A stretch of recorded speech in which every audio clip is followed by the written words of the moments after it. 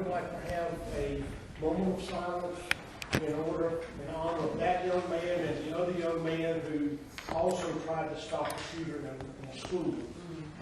So, thank you.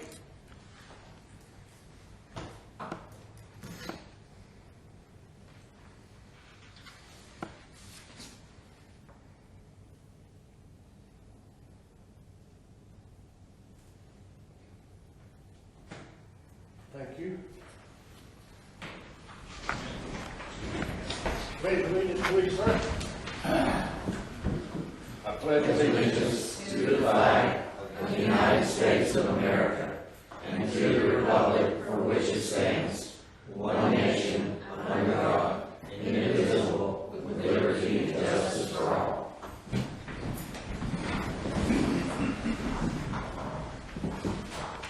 Agenda adoption, additions, deletions, changes. None, Chair will entertain a motion to adopt. All those in favor, aye. Aye. Opposed, likewise, motion carries. Consent agenda.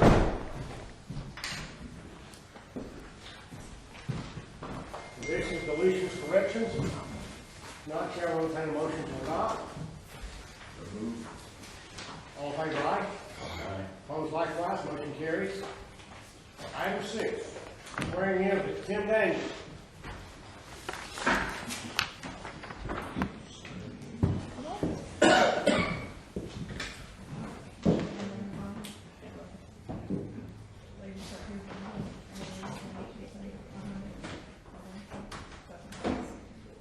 Okay. Say your name. I, Tim Daniels, Do solemnly swear or affirm do solemnly swear or affirm that I will support and defend the Constitution of the United States that I will support and defend the Constitution of the United States and the Constitution and laws of North Carolina, and the Constitution and laws of North Carolina, not inconsistent therewith, not inconsistent therewith, and that I will faithfully perform and that I will faithfully perform the duties of office of certified zoning official the duties of the office of certified zoning official on which I am about to enter, on which I am about to enter, according to my best skill and ability, so help me God. according to my best skill and ability, so help me God. There.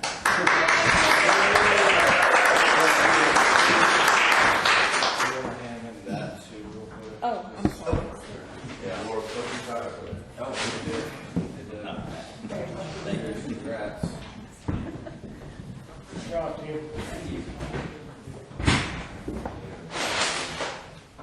Did I just do this to you? Okay. I go with that.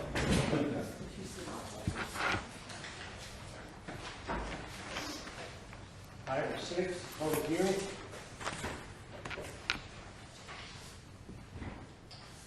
So basically, we've had recent discussions regarding potential parking lots in residential areas, spurred by the passage of a 60-day moratorium on parking lots and a subsequent draft of the text amendment, which was unanimously approved by the Tryon Board of Adjustments during a regular scheduled meeting on April 23rd, 2019.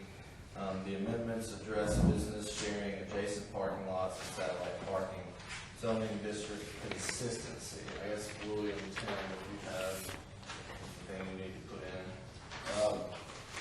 I'll add a few comments if I can ask if everybody has a copy of the ordinance of the Tryon Board of Commissioners amending Article 4, Section 4.8.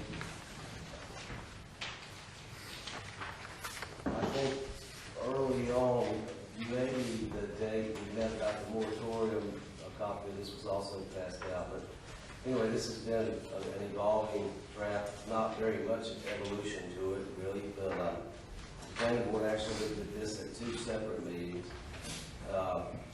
and approved it, a quorum being present. It was a unanimous approval. And I'll just go through a couple of, just the highlights of it. In the whereas clauses, I wanted to point out 2 things. There's the second to last whereas. It says that the Tryon Board of Commissioners finds that the amendments herein are consistent with any and all comprehensive land use plans and ordinances, as these amendments protect the integrity of long-established residential areas, while also expanding opportunities for satellite, shared parking, areas for commercial uses. That's the required by statute now for a number of years, they're called consistency statement. It is consistent with your plans and your ordinances. And similarly, the next one is also a statutory requirement that the board make a finding that it is that the amendments are reasonable and in the public interest. And a statement to that effect is there, that they remove ambiguity from the zoning ordinance and protect the public health, safety, and welfare of the citizens of Tryon. And now to the changes themselves, down at the bottom of the page. Originally, your ordinance had section 4.8, which contains what I'll call the general rule that parking be on the same lot as the use that the parking is for. Some towns, some jurisdictions stop it right there and require that it has to be on the lot. Over time, these things have evolved to the point where it's recognized that parking nearby might be good or satisfy the requirements just as easily. And in some cases, parking lots can be shared and you end up with less pavement and so forth.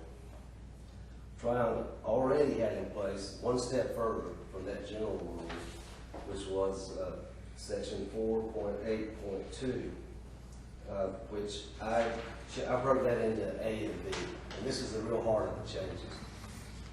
You had combined parking already, and you can see the language that existed previous to these proposed amendments.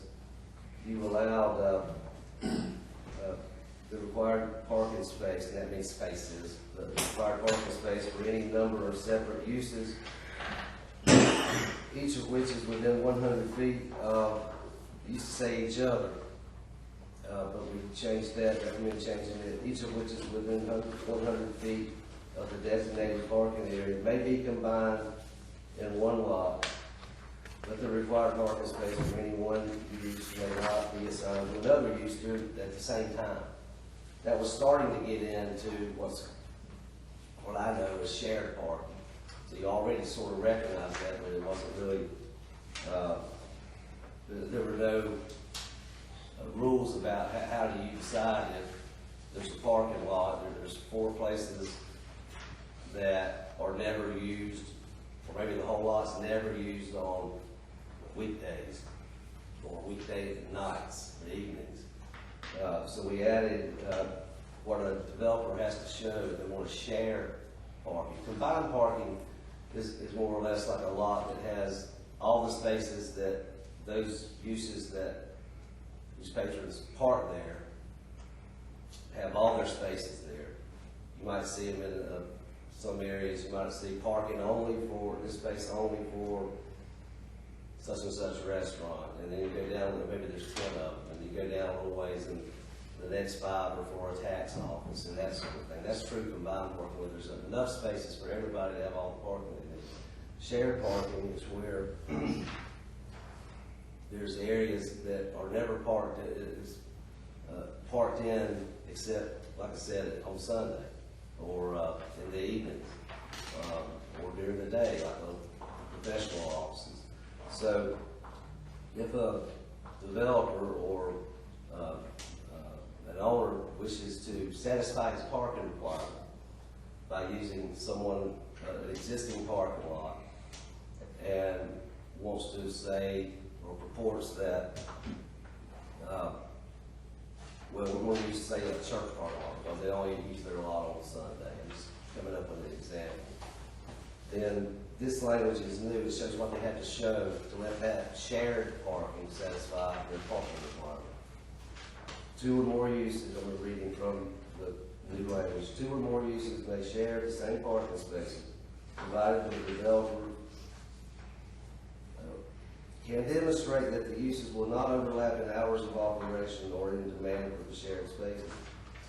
Any sharing of required parking spaces between uses located on different parcels shall be guaranteed by a written agreement between the owner of the parking area and the owner of any use located on a different parcel that is served by that parking area. So we pulled that from another town's ordinance just to clarify what has to be shown before you can say, well, I'm gonna use their parking lot to satisfy my parking requirements. And don't worry, it won't be when they're using it.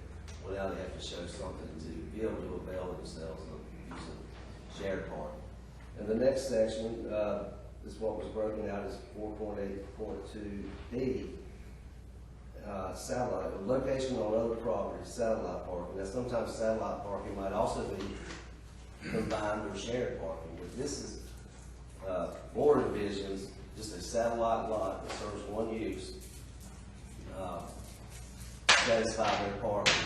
Whether it's a new business or use that doesn't have room for parking on their lot, or it's an existing use, perhaps predates the ordinance and doesn't have the required parking once the current rules were in place for parking spaces.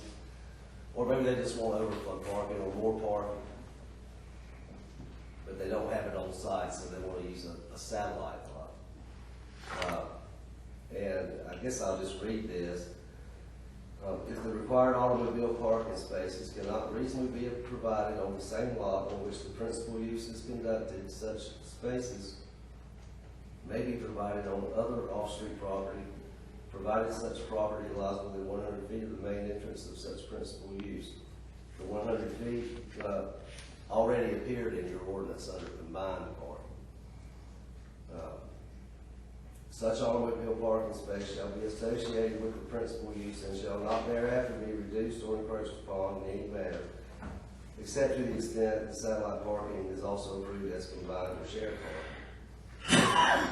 The zoning designation of the lots proposed as satellite parking must be identical to the zoning designation of the lot to be served by the satellite parking. So the zoning has to match up. A lot of towns do it that way. Some towns say it doesn't have to necessarily be the same zoning district as the use that the parking is for, but the main use would have to be also allowed on that parking area. The planning board looked at this and decided to recommend that the zoning should match up. So if you're in a zoning district, you just desire more parking, you want to use a nearby lot, that nearby lot has to be zoned the same way as your use is being served by that parking. Let's see. And then finally, it says this section 4.8.2B shall apply both to new developments desiring satellite parking, as well as to existing uses which desire to expand available parking.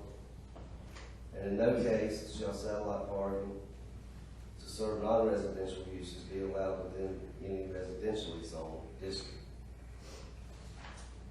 And finally, section 4 recognizes parking lots as the principal use. Nowhere in your ordinance was there a recognition that a parking lot might be the only use of a lot, like a pay lot, or where you have to call in, or just whatever. So the planning board suggested that principal parking lots as the principal use in certain districts. Those districts would be, to help you tell, if I don't know what these abbreviations are: central business, general business, transitional business, industrial professional, and industrial zoning district. So that's just where someone doesn't have a business, whatever their business is, a parking lot. I don't know if that'll ever come up here or not, but since we were into this, we recognize that might be a use that someone wants to make of their property as a Okay, parking lot. simple question for both parties. Does it address everything we wanted to? I think so. It should, but as with any ordinance, you try to envision every possible scenario that might come up, and inevitably sometime down the line, but we didn't think of that, you know. So I think it does adequately and completely address the issues that were in play when the board decided to adopt a 60-day freeze on permitting any parking areas. And so I'm confident that it does that. Okay, second question. Will you pass this tonight, or we have to wait for the next time? You need to pass it tonight because more by the next meeting, your moratorium will have expired. Okay, now, any questions from the audience? John? Yes, public hearing, so anyone who was, yeah, open the public hearing. Oh, yes. I'm glad it's an open public hearing. Okay. Would that prohibit somebody putting like a parking lot where the Melrose Inn would that ordinance do that? It would prohibit satellite, well, depends on what might be built there later, there could certainly be parking there. But it would, or if it was to use as satellite parking, then that lot would have, the zoning of it now would have to match the zoning of whatever use wanted to use it for parking. Okay, so that's the satellite parking lot, would they have to get a conditional use permit to do it, or would it have to come before the planning board for that? It would just be a zoning permit, I think. You go to C10, and he checks it out and sees if it meets all the ordinance criteria. Okay, will that ordinance still allow, let's say somebody wants to build something where the Melrose Inn was, and they want to put parking underneath on the footprint of the building, will that ordinance allow that? It doesn't prohibit that. I would say it would allow. Okay. But wouldn't that fall under that you would have the same zoning for that as you did the building you built there, and then therefore you could have parking?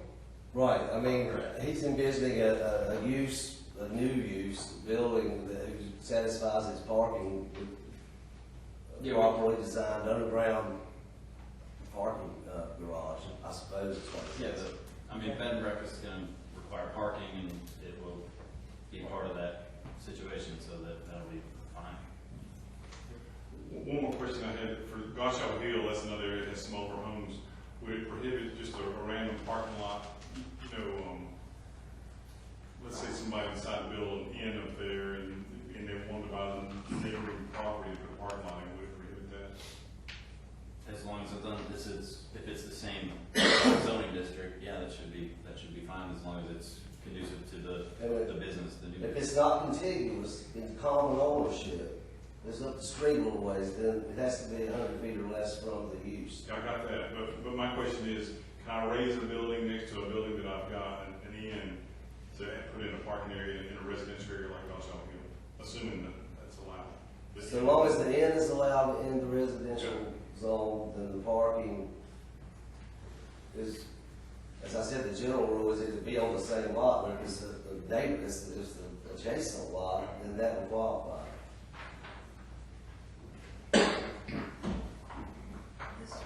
Others?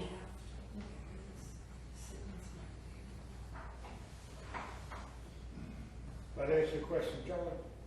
I think so. I mean, my concern is, I hate when you have these older residential areas, and then, and I'm not anti-church, I'm not, the churches are the worst abusers. They need more parking, they tear down a big old historic house, and now we got a parking lot. It's not just, I mean, there's other things, but I see that happen in other cities where you have these really nice neighborhoods, and now they got this whopper parking lot next to a church because they need more parking. I'm not a big fan of that. Why ruin the integrity of these historic neighborhoods by putting in asphalt? That's what, yeah, that was my biggest complaint. And that's where hopefully this is where we are. And I'll make a motion. Close the public hearing? And I'll make a motion we accept it. We accepted the Adopt the amendment. Adopt the amendment by as proposed by Attorney. town All those attorney. in favor, aye. All right. Opposed likewise. Motion carries on that. All right. Yay. Minimum housing ordinance. The structure at 55 Melrose Avenue burned down last September, entered the minimum housing procedure earlier this year. Per the procedure, the owner was given 60 days from the receipt of a finding of fact and order, which was 3/15/19, to have debris on the property removed and allow brought to the local state. Work has not been completed, so the town must adopt a demolition ordinance for the property to proceed. I guess Tim has the ordinance for this. Yeah. This is very similar to the previous one. This is where the owners have not complied with the minimum housing order, and you have adopted an ordinance pursuant to statute, requires an ordinance directing your staff, in this case Tim, to effectuate his own, since the owners did not. And I would say that the written order that Tim issued was dated, what was the date? March 1st? Yeah, March 1st. However, the owner in this case knew about it for at least 2 or 3 months previous to that. He just had not entered the order. She was supposed to come in and didn't, and wanted to talk to him or something. So, Yeah, I mean, I guess what I'm saying is she's had actually more than 60 days to clean it up, and I wanted to point that out for the record. Okay, the first question is, this person had more than required 60 days? Yeah, the original order, My only question of that is, because more days happen, does that cause us a problem somewhere down the line? No. Okay, so the arrow, as it were, leaned to this person's way as opposed to ours. It wasn't really an error. She Understand. she showed up at the hearing and wanted to come in the next day or week to talk with Tim, and he could have issued the order right then, signed it, and handed it to her back in January. But was trying to work with it because there seemed to be a desire on the owner's part to clean it up, and so one thing led to another, and he finally signed it on the 1st and got it served on her on the 15th, and so I was simply pointing out that in reality there was more than 60 days provided, because the owner could started the next day after attending the actual minimum housing hearing, where she gave testimony. So. Council, any questions? Are we going to adopt this? Yes. Chair, will entertain a motion to adopt.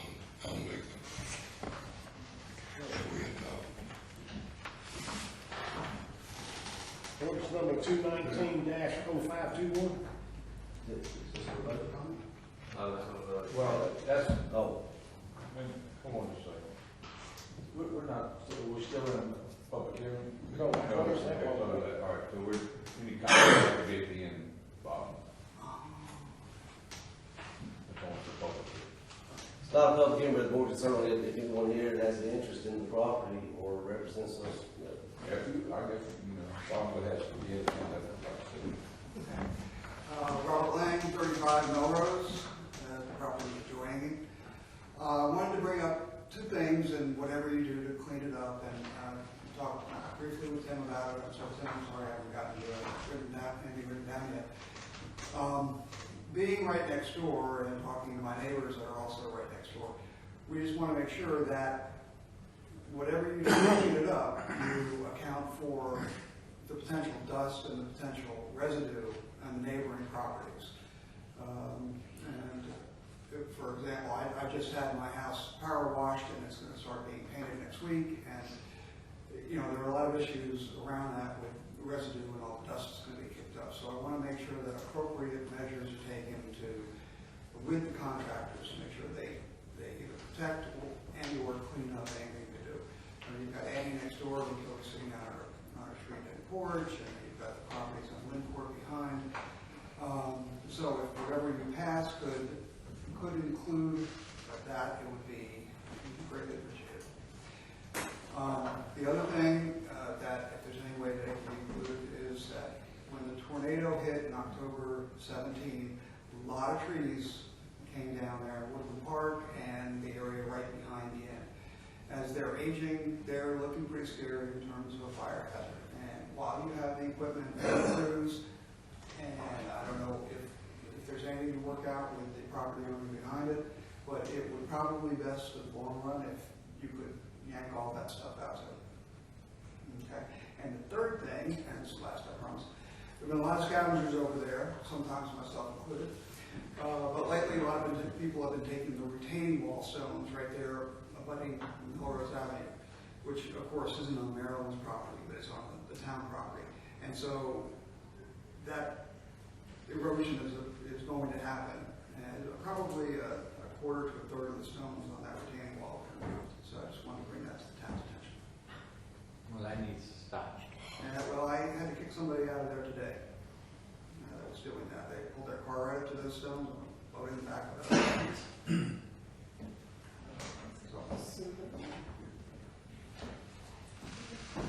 Thank you, Ron. Okay, we have a motion. Anybody here? Those in favor, aye. Opposed likewise, motion carries.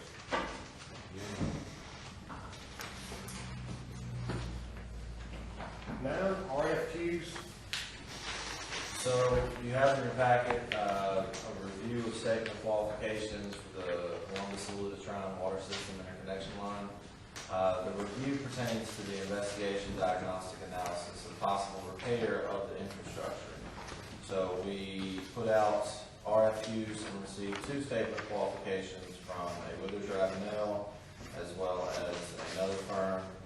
John Cannon reviewed the SOQs and chose to recommend Withers and Ravenel. I then met with him in Tim Park and reviewed the materials and agreed with his assessment. So what we have been tasked with doing ourselves is going to our appropriate municipalities and requesting for your approval to go forward with the statement qualifications for Withers Ravenel. Question?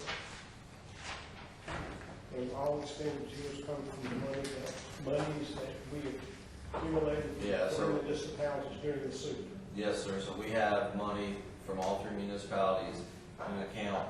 That's what we pay for the work.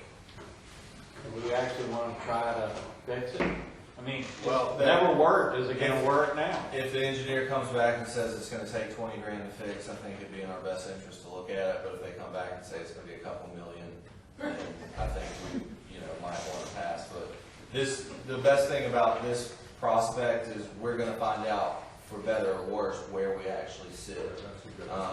Both before, I think we were fortunate enough, but I think we'll find out both before and after the mudslides, kind of like where we sit with this project. Any other questions?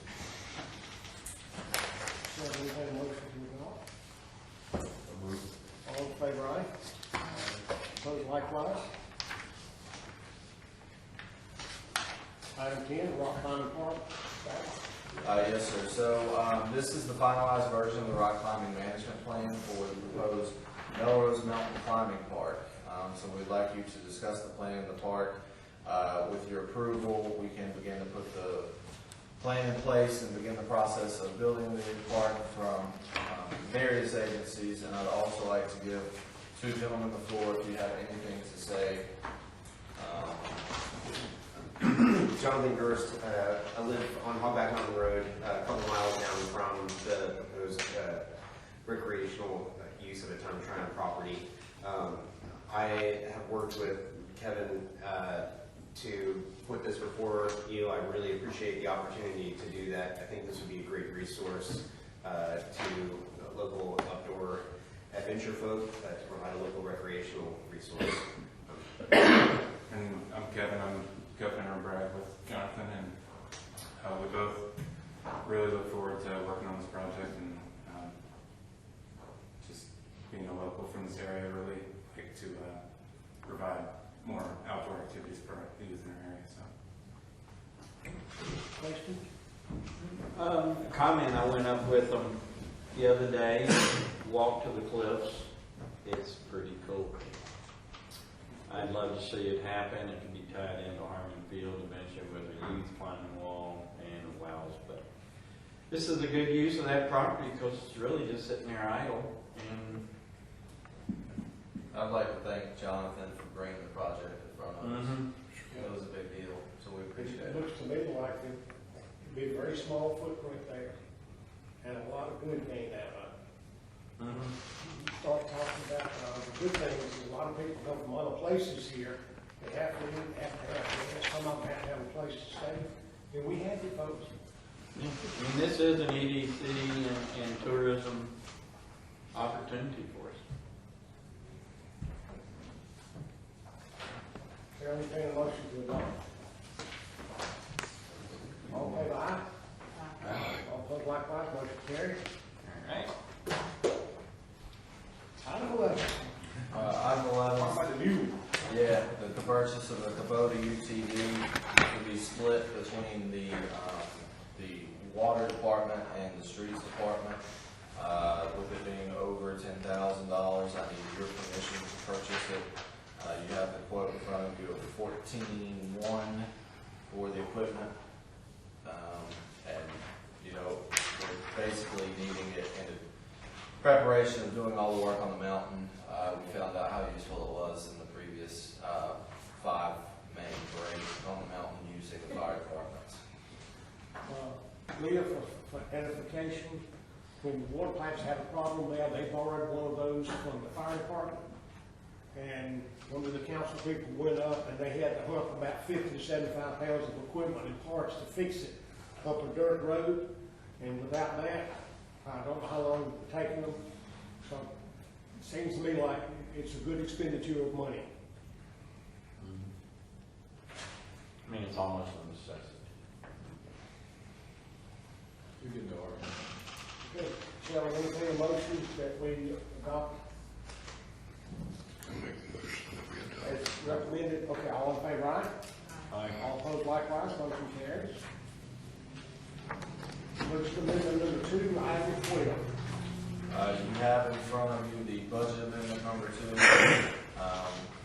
2. It has been delivered to you. We discussed it previous, but it recognizes general fund revenues coming in, being invested another $191,390. And those expenditures come out as well for an additional $191,390 of what we have discussed previously. It's 237. Say it again, Susan. I've got the 237,400. Get ready to ask you that. Yeah, sorry, I've got, Susan's been making copies of this and fixing it, and covering my mistakes, but, $237,400 for both revenue and general fund as well as expenses in general fund. Smile, because that's what we did 5 minutes ago. Okay, Alright. Chair, we have a motion to adopt budget ordinance amendment number 2. So moved. All in favor, aye? Opposed likewise, motion carries. Item 13 will set the public hearing for the proposed fiscal year 1920 budget for 18 June. Since December or November, since December, we've met multiple times to go over our budget for the coming fiscal year. I've printed off an additional copy that is stapled in front of you for easier reference, and we would like to call for a public hearing on June 18, 2019. It will be on display at Susan's office. Okay, you want to begin at the work session or at the regular session at 7? 7. Okay. That's for the public hearing. Yeah. Not too long. Does council need to vote on that too? You need to vote to call the public hearing. Chair will entertain a motion to set the public hearing for June 18th at 7 p.m. for the 1920 fiscal year budget. Okay, all in favor, aye? Opposed likewise, motion carries. 14, TDA Fort Friday. I will see this to Jamie, but this is the ticketed events that she's trying to do, and she would like your permission. You want to go ahead and handle it? Yeah, okay. So the July 26th, 4th Friday, we'd like to do it ticketed, kind of similar to how we did the chocolate stroll. We'd like to do a couple ticketed ones in the year because we found that the chocolate stroll was really effective in getting people to all of the stores up and down the street. And so what we'd like to do is in July do it as a wine tasting. We've got local wineries who have already confirmed, we've got a few we're still waiting on, and local cheese from Looking Glass Creamery. So we're going to pair the wine and the cheese and make it a ticketed $35 wine tasting event. So it would be from 4 to 8 to give people who purchase tickets a little bit of extra time. And the money raised for that would support TBDA and support us helping to continue to promote these Fourth Fridays since they've been working really well. So I could apply for an alcohol permit for that. So that's what I'd like to get some permission to be able to do. I know it's already allowed in the ordinance for consumption, but I'd like an extra bit of support if that's possible. Comments, questions? Sounds fine to me. Got my support. Sound like fun. Chair, I entertain a motion to approve the Friday sip and stroll for 7/26/19, 4 to 8 p.m. All those in favor, aye. Aye. Opposed likewise. Motion carries. While we're doing that, is it possible to go ahead and get it for the Beer Fest as well, just so I can get those permits out of the way. The Beer Fest is November 2nd, same times as usual, from noon to 6. We're gonna have the VIP time at noon, and then start the regular event at 1, just to shorten that time a little bit. So the street closure for the Depot Street and the Beer Fest permit, if that's possible to get it now, or I can wait until next month. So, go ahead and do it now. We're gonna do it. Great. And I'll make a motion To We approve permit the the beer Beer fest Fest. for 2 November from 12 to 6 p.m. 2019.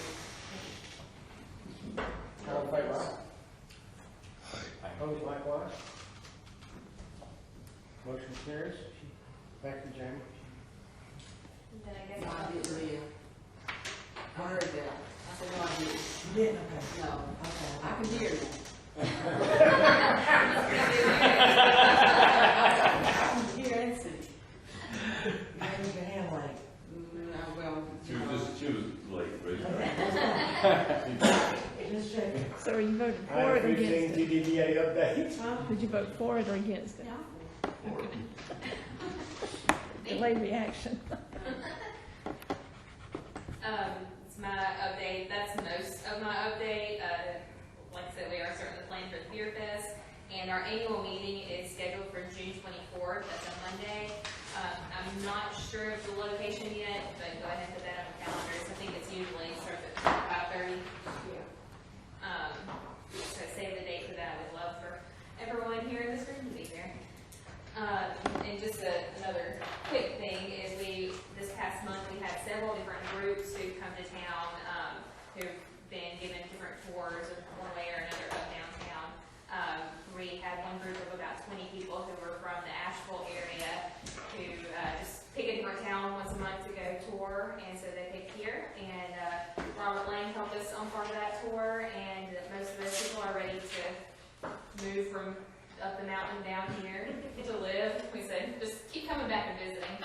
And then had our Main Street managers visit, so the tours have both been really well received. Everybody loves our town, as you all know, and we hope to do some more of those tours because that was really, really effective from the historical side and from just bringing people downtown. So that's the update that I have for today. Thank you. 16, town manager's report. So quick update, I know we discussed the 5 main water lines that broke off of Pearson's Falls. The guys discovered 2 more today. We've worked to coordinate channel use for the fire department with Spartanburg County. The cemetery was cut for both Easter and Mother's Day, and then it was cut again today for Memorial Day. Around 71,000 pounds of brush was removed. We had around 128 man-hours on leaf pickup.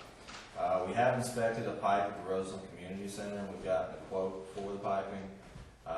Town crews assisted with the Nina Simone property cleanup and the street preparations as well.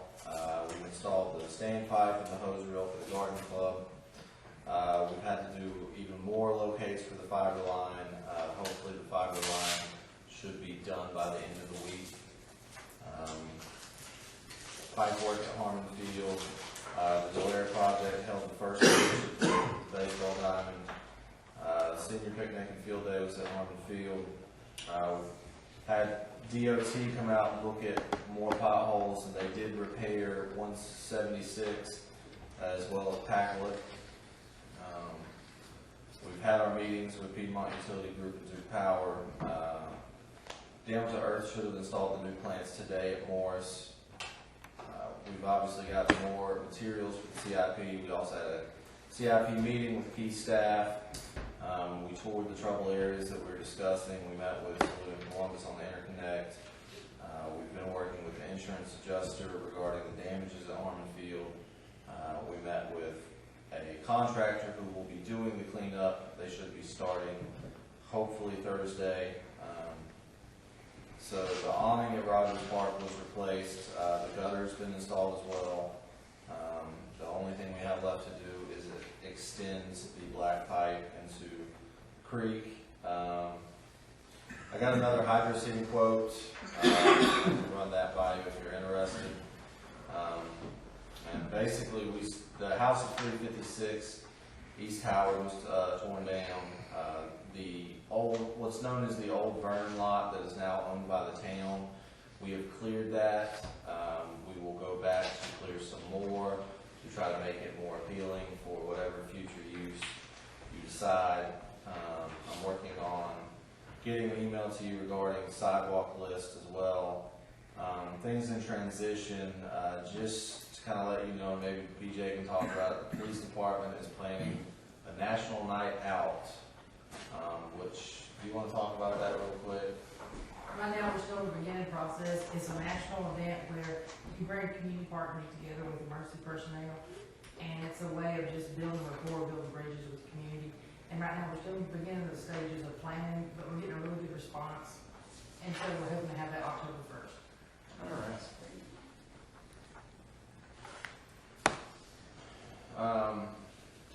Obviously, the Packlet River Restoration Project is still ongoing. We are done with the majority of the large work. What we're looking at now, we're finishing up the live stakes. We're getting some more safer downspouts, basically. So where we have now the big drains that are made out of concrete, we're getting the more softer rounded plastic ones. Once we finish that, we have to let everything grow to seed, and then we'll start bush hogging and making it look better. We still have some more sidewalk improvements that we're planning. Just various things around town I'm trying to think of. So if there's any questions, please let me know.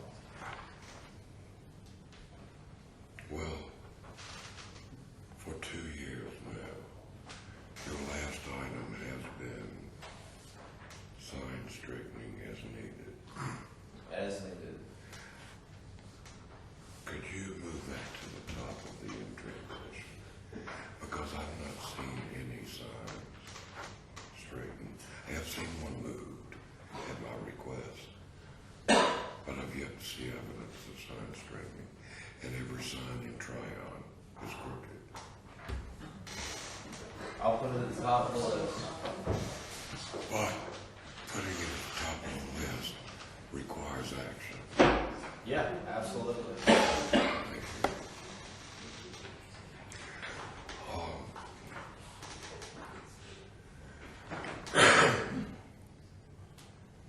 If my memory serves me correctly,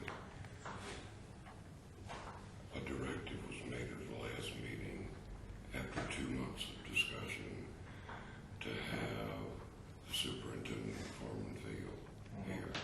He will be at the next meeting. Thank you. He was sorely missed tonight. Thank you.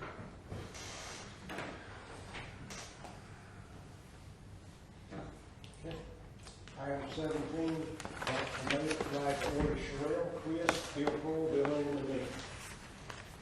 I want to thank all the departments for the great work that everyone's doing. Mr. Tennant had the pleasure of meeting with us, and I thank you for that. And when you leave,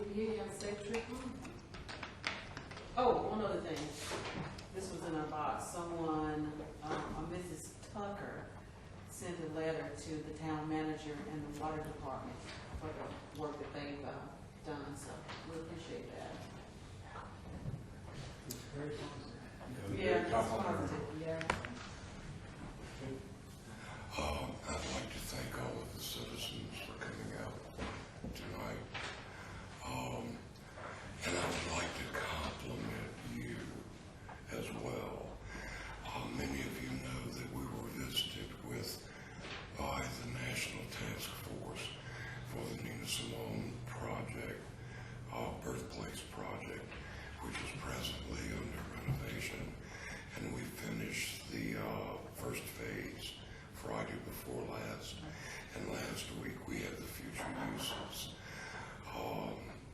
for the birthplace, and did a powerhouse charrette, and to the last individual on the national team, and two who unexpectedly showed up from the international team, they were absolutely impressed by Tryon,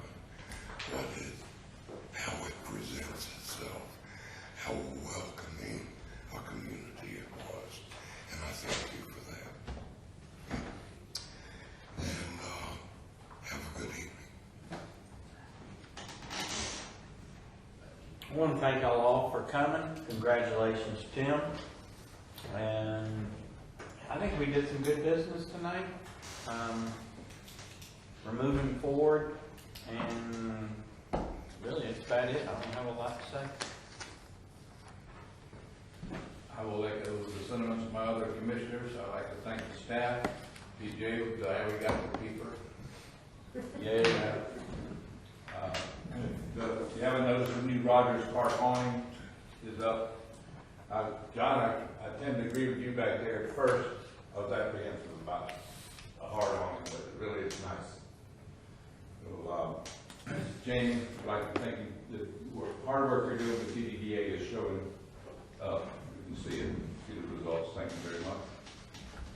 And I think that's it for me. Thank you all for coming. And reiterate quite a bit of what people said. Jamie, thank you. Zach, please tell the town employees thank you. If you watch folks, and I keep going back and just released and haul up 21 tons, you tell me? 71,000 pounds. And then we already had, With, I think, over 150 tons from the storm. so we're looking at 250,000 of stuff hauled off since the fall. Takes a while. Doesn't happen fast. And pardon me for one thing, I have an assistant coach at Polk County High School who drives 2 days a week from Weaverville, North Carolina, because I learned to coach pole ball. This past weekend, Polk County kid won the state and set a state record, and is going to the New Balance National Finals in the month of June.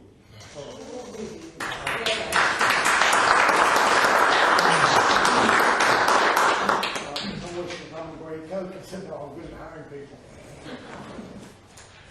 All right. Time is always, this place everybody else, well, I'm still here. Item 18, citizens' comments. If you wish to speak, this gentleman, I think you asked first, to please stand and state your name. Thank you, Mr. Mayor, Commissioners. My name is Chris Castro. I'm a Lieutenant Colonel in the North Carolina Army National Guard. And the reason I'm here tonight is to talk a little bit about the Selective Service System, which is the draft board, folks. As a National Guard officer, I'm what they call a traditional guardsman. I do 1 week in the month and 2 weeks in the summer. We have a partnership, the Selective Service out of Washington, D.C. partners with National Guard officers to hire and train local board members. And a lot of people don't know that, but the Selective Service System is still, while there's not a draft, they still have a mechanism in place in case a draft ever is reinstated. So I'm going to address the citizens here tonight as well. But in some of the lesser populated counties, they combine counties to form a local board. So Henderson County, Polk, and Transylvania are combined to form one local board. And the reason I'm here tonight is I have some vacancies in Polk County. So I'm looking for a civic-minded individual who would love to volunteer to be on the board. And what these boards do is if a draft ever were to be reinstated, the board members would convene and and they would, as a board, decide who would receive a deferment, an exemption, or a postponement from military service. And so as guard officers, we recruit those folks and train them. The great thing about the job is it's a presidential appointment through the governor of the state of North Carolina, so you get a nice certificate appointing you to be on the board. And the other great thing about it is, since there is no draft, there really is no responsibility other than the email and the PowerPoint. Do what you get on. That's probably the best thing about it. And you really have to, 18 years of age, you can't be in law enforcement, or you can't be in a prosecutorial role. Other than that, the qualifications are wide open, and I'm going to ask the commissioners. I have some brochures to hand out. I have my business card, my email address, my telephone number. If you know of somebody that might be interested, and this is also for the folks in attendance tonight, if you know anybody that might be interested, it's really easy. You fill out an application, I call you, we have a 5-minute phone conversation, and that goes to the region office in Atlanta. They do a little bit of due diligence, and it goes to the governor's office, and he appoints you, and you're on board. But I'd like to hand these out if I could, and but prior to that, if you have any questions, I'm happy to address the board or the mayor if you have any questions about the local boards. If you're on the board, can you, I have a friend that's actually joining and putting me on the list to talk to people. Am I still allowed to talk to people about him, or with that? So my friend's joining the National Guard, and I've been put on the list to talk to people about him joining. I guess screening and whatnot? Wouldn't be a problem. Okay. It would not be a problem. But if I may approach, I have to hand out these brochures, and it'd be great.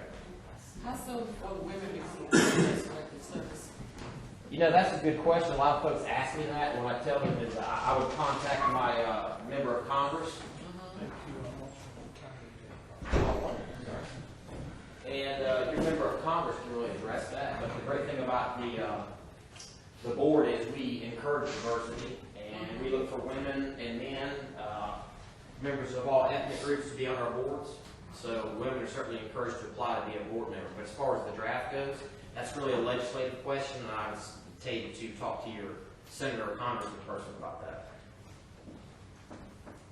I would predict in fewer than 10 years. I fear it might be sooner than that. Where? I'm gonna do a program right after Memorial Day, and I'll probably have an answer. But thank you for your time, and I'm here to, if anybody wants to volunteer, I'm here to answer any questions. Thank you. Thank you. John, you? Actually, I have 3 things that I wanted to mention.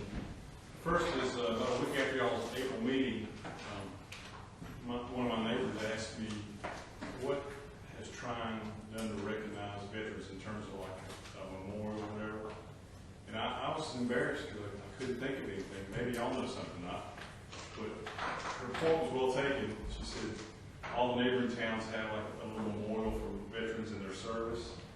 And to her knowledge, Trine did not.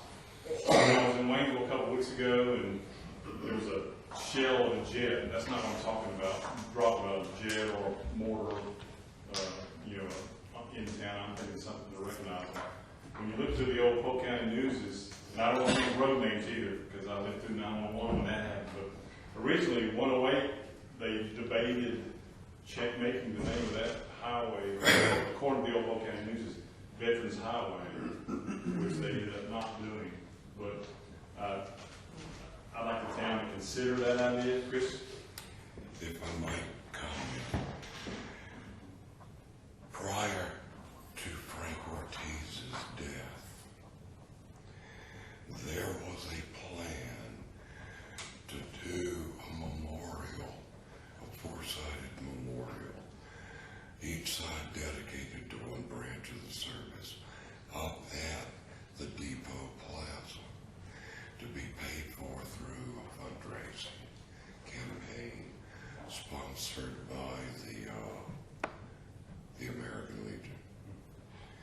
And I mean, it got to the point that there was an actual design and individuals of national note who had Tryon connections were certainly on that memorial. To give you an example, General, help wife stayed here. He, for years under the oak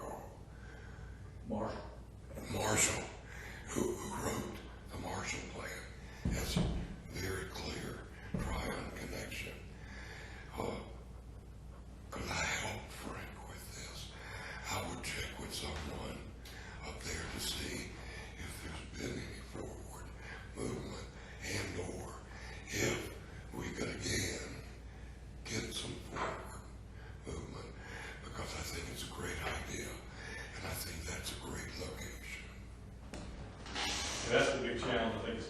I don't think you want to clutter up the town with little monuments all over Timbuktu, but I do think when my neighbor asked me that, I said, you know, I can't think of anything. John, I think one of the reasons is, and I'm retired Army Colonel, is that Columbus has so many, World War I to World War II, Vietnam, and then the latest one when put there.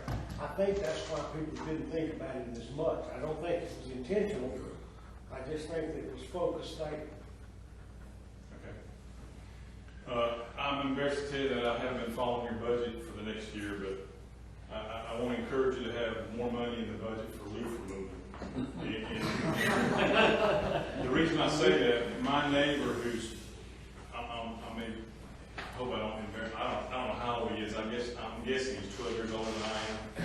He put his leaves out on the street in October, and then about the last week in April, he gave up on the town, and he was putting his leaves in a tote, carrying them down the street, and dumping them in a ravine.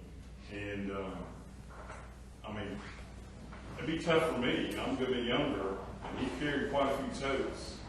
And so, I don't know what the budget is this year, but whatever it is, we need to add more to it, because it's really not fair for him, a taxpaying member of town, to have to carry his leaves off when they've been sitting out there since October.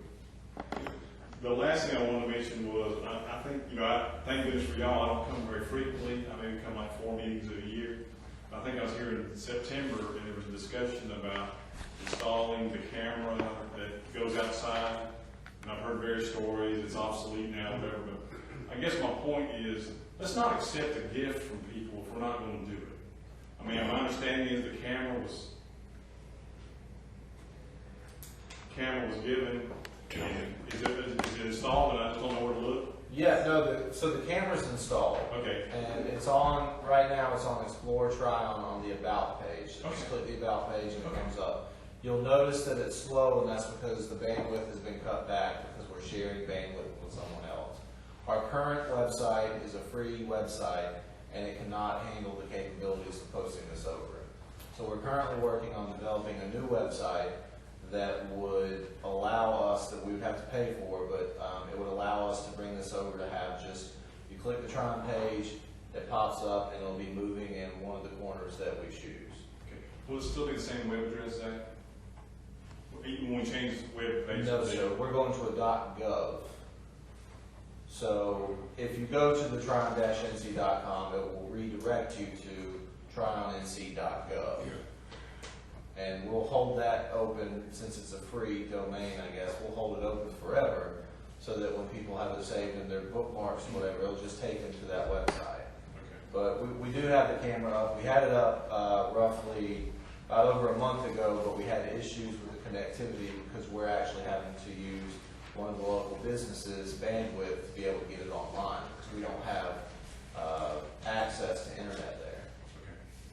But we do have it, and it's a pretty decent view. I can show it to you before you want to leave. Oh no, I can go to the Explore Tryon site, and I go to the About page. Is that what you said? Just click the About button at the top, and it'll bring it up, and just scroll down. It's right there. Awesome, thank you.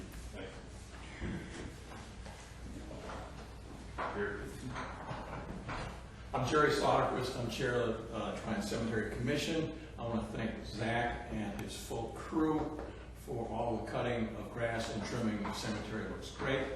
And let you know that on Friday morning, 9 o'clock, we're accepting volunteers to help with the flags on all the grave sites of veterans in that cemetery. And there's 90 of them. Thank you.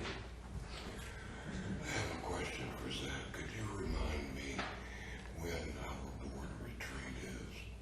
We're looking at June. I was gonna shoot an email out, but we're looking at the possibility of, phone will work. We'd like to do it June 28th, possibly June 29th, if Friday and Saturday.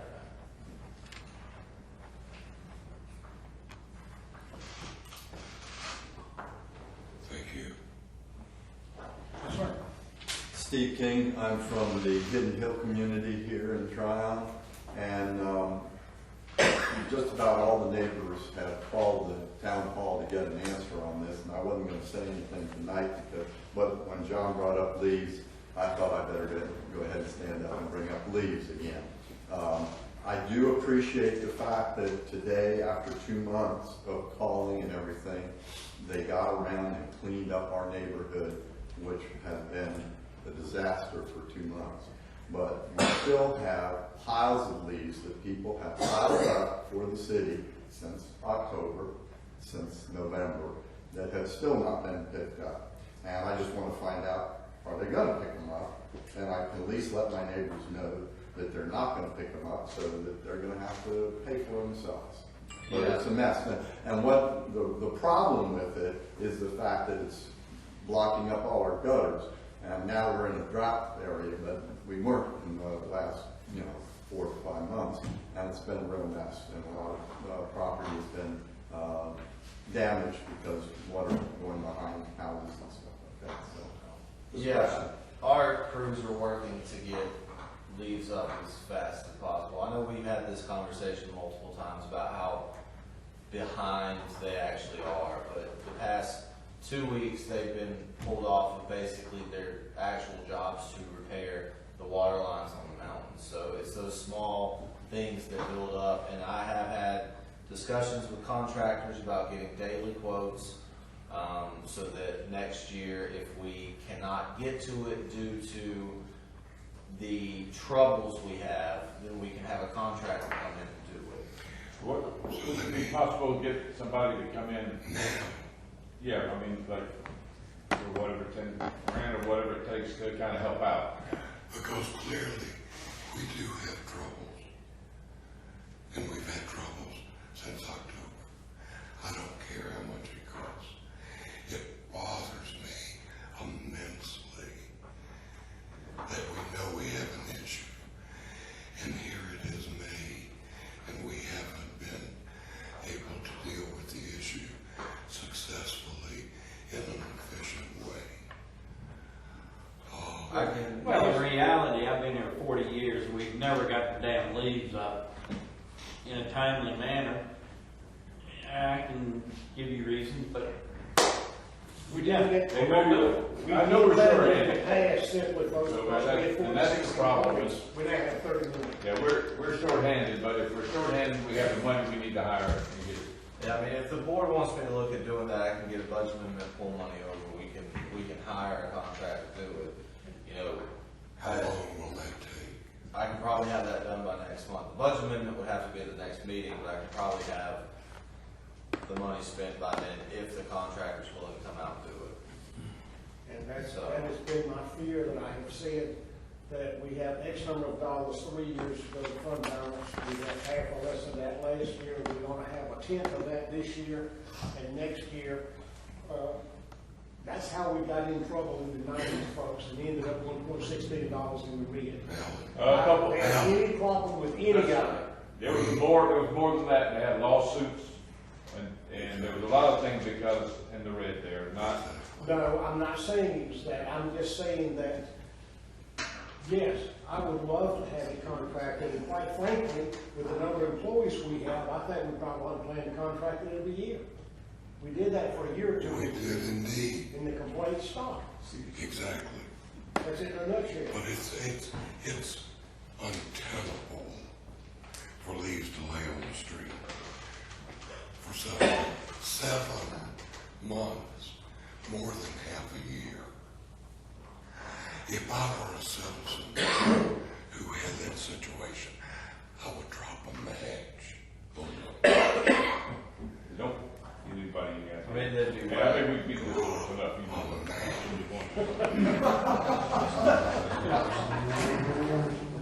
Got a lot of races fast. I mean, actually, the leaves need to be picked up October, November, December 20th. At the end of that, you bag it or you dump them in your backyard. We don't pick up any more leaves after December, after the parade or whatever. I watch fresh leaves go out all weekend. Perfect week to clean the leaves up. And then they wait a week and it rains, and then they bring the backhoe up to pick them up, scoop at a time, and they take half the curbs on Goshaw Hill with them. I mean, you can drive Goshaw Hill today and you can see all the damage. we know we need to. But it needs to be just done. Any other citizen comments? Chairman, take a motion to adjourn. All in favor, aye? Opposed, like sign. Motion carried. We're adjourned.